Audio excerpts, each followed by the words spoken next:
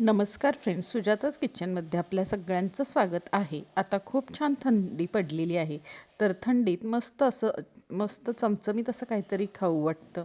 तर आज आपण चमचमीत आणि पौष्टिक अळणी भात बघणार आहोत मटणातील. तर चला बघूया. सगळ्यात आधी एका पातेल्यात आपण इथं 3 ते 4 चमचे तेल घेतलेलं आहे.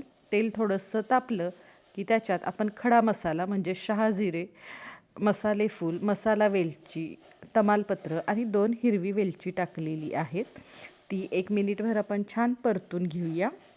1 मिनिटभर छान हे सगळं परतून घेऊया. याच्यात आपण 5 ते 6 मिरे पण टाकलेले आहेत काळे. हे छान परतून झालं की आपण बारीक चिरलेला एक मीडियम साईजचा कांदा टाकूया.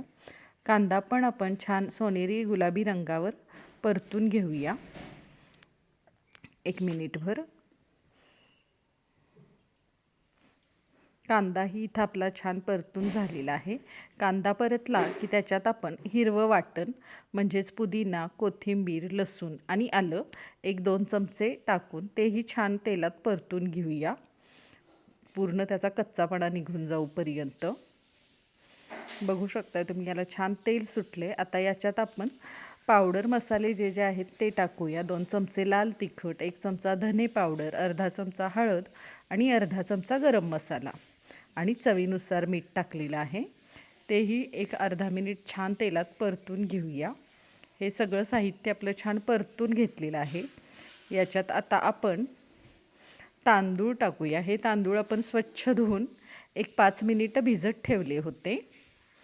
हा दावतचा बिर्याणी राईस आहे.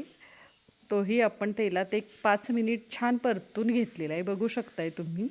मस्त तांदूळ भाजून घ्यायचा. तांदूळ असा मस्त तेलात भाजून घेतला की आपण जे मटण शिजवून घेतलेलं आहे, बऱ्यापैकी आपण मटण शिजवून घेतलेलं आहे, ते मटण आणि त्याच्यातलं जे अळणी पाणी आहे ते टाकून घेऊया. व्यवस्थित मिक्स करूया. तुम्हाला हवं असेल तर थोडंसं गरम पाणीही तुम्ही याच्यात ॲड करू शकता, जेवढं भाताला शिजायला लागेल तेवढं. आता हे छान मिक्स करून आपण हे झाकून ठेवूया. एक 10 मिनिटानंतर झाकून ठेवल्यावर मस्त अशी ह्याला वाफ आलेली आहे. बघू शकताय तुम्ही.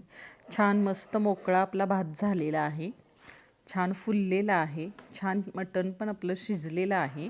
तर तुम्ही बघू शकता इथं आपला मटण अळणी भात खूप मस्त झालेला आहे. तर अशा प्रकारे एकदा अळणी भात नक्की ट्राय करा आणि व्हिडिओला आपल्या लाईक नक्की करा. चॅनलला सबस्क्राईब नक्की करा. धन्यवाद.